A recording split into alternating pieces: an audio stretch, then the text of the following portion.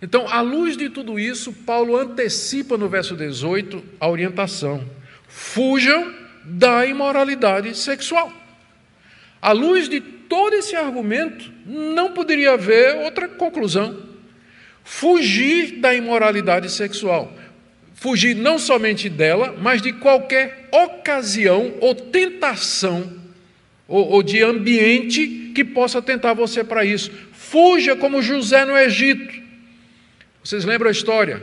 Eu até transcrevi aqui, Gênesis 39, de 6 a 12, não vou ler, vocês depois podem procurar, mas todo mundo sabe a história. José foi tentado pela mulher do seu patrão, mulher de Potifar, várias vezes, e ele disse não, não. Finalmente a mulher aproveitou um dia que estavam sozinhos em casa: deita-te comigo, ela disse, e aí agarrou ele, e ele então fugiu para não cair em imoralidade com aquela mulher, e a mulher ficou com a capa dele. É melhor perder uma boa capa do que perder uma boa consciência, né? Então fuja da imoralidade como José fugiu, fuja desse namoro, se o seu namorado está querendo levar você para a cama, ou se sua namorada está querendo levar você para a cama, fuja disso, fuja dessa amizade se essa pessoa quer seduzir você, sendo você casado. Fuja dos meios de comunicação se você se sente atraído por pornografia, e é sempre uma tentação para você. Fuja da imoralidade. Não pode haver outra conclusão, depois de tudo isso que o apóstolo Paulo falou. E quem poderia imaginar argumentos que justificam igrejas e movimentos inteiros que, inclusive, incentivam os jovens a viver dessa forma, que não tem limites a respeito disso, que aceita que os membros da igreja vivam de qualquer maneira? Nenhuma pessoa vai ser barrada aqui nessa igreja se ela viver uma vida promíscua, se for uma vida de prostituição, de imoralidade, é muito bem-vindo.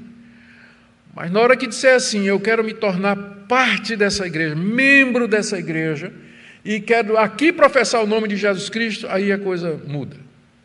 É que nós vamos dizer, bem, nesse caso vamos colocar a sua vida em ordem, não é? Diante de Deus. Não tem que ser perfeito, mas aquelas coisas que são evidentes, não é? Nós temos que corrigir. Claro, tem um processo de santificação pela frente, mas para começar, vamos começar com beabá.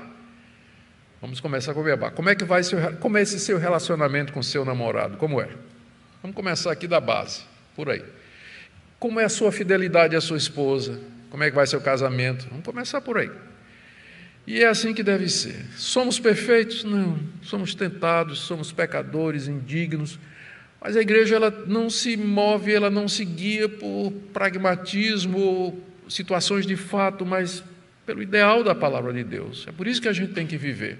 Portanto, fuja da imoralidade, diz o apóstolo Paulo. E aí ele argumenta: qualquer outro pecado que uma pessoa cometer fora do corpo, mas aquele que pratica imoralidade sexual, peca contra o seu próprio corpo. Esse é um dito meio que misterioso de Paulo, os comentaristas não sabem direito o que é que ele quer dizer com isso, pecar fora do corpo, pecar dentro do corpo, ou contra o corpo. Mas o consenso que ele está dizendo é o seguinte, que a imoralidade sexual é um pecado que atenta mais do que qualquer outro contra a dignidade do corpo. Os outros são pecado também. Não pensem aqui que eu estou reforçando aquela ideia de que pecado na igreja evangélica é só imoralidade. Não.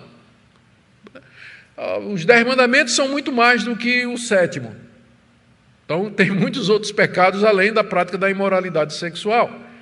Mas eu estou dizendo que a Bíblia destaca esse fato, que a imoralidade e os pecados na área sexual, eles trazem um dano muito maior ao nosso corpo do que outros.